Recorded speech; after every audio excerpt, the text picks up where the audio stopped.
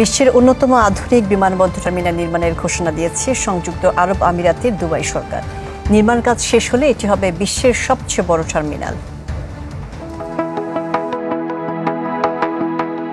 চোখ ধাঁধানো সব স্থাপত্য শৈলী, সুযোগ সুবিধা এবং নকশার কারণে বিশ্বের প্রসিদ্ধ বিমানবন্দরের তালিকায় আছে সৌদি আরবের কিং ফাহাদ আন্তর্জাতিক বিমানবন্দর, দুবাইয়ের আন্তর্জাতিক বিমানবন্দর, যুক্তরাষ্ট্রের কলোরাডোর ডেনভার এবং তুরস্কের ইস্তানবুল আন্তর্জাতিক বিমানবন্দরের নাম।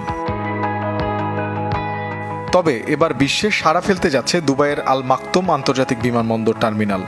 এই বিমানবন্দরে শুধু টার্মিনালই দুবাইয়ের আন্তর্জাতিক বিমানবন্দরের চেয়ে 5 গুণ বড়। টার্মিনাল নির্মাণ হয়ে গেলে প্রথম পর্যায়ে প্রতি বছর 15 কোটি যাত্রীকে সেবা দিতে পারবে আল মাকতুম বিমানবন্দর। পরবর্তী 10 বছরে যা দাঁড়াবে 26 কোটিতে। পুরো দমে চালু হলে এই বিমানবন্দর থেকে একই সময়ে উড্ডয়ন অবতরণ করবে 400 ফ্লাইট।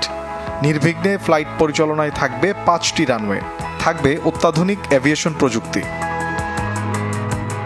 দুবাইয়ের আমির শেখ মোহাম্মদ বিন রশিদের সামাজিক যোগাযোগ মাধ্যম এক্সের এক পোস্টে জানা যায়, আল মাকতুমের টার্মিনাল ঘিরে দুবাইয়ের দক্ষিণ অঞ্চলে নতুন শহর গড়ে তোলার পরিকল্পনা করা হয়েছে, যেখানে অন্তত 10 লাখ মানুষ বসবাস করতে পারবেন। দুবাইকে প্রধান বন্দর ও কেন্দ্রে পরিণত করতে এমন মেগা প্রকল্প হাতে নিয়েছে আমিরাত সরকার। মোর্শেদ শোভন, চ্যানেল 24।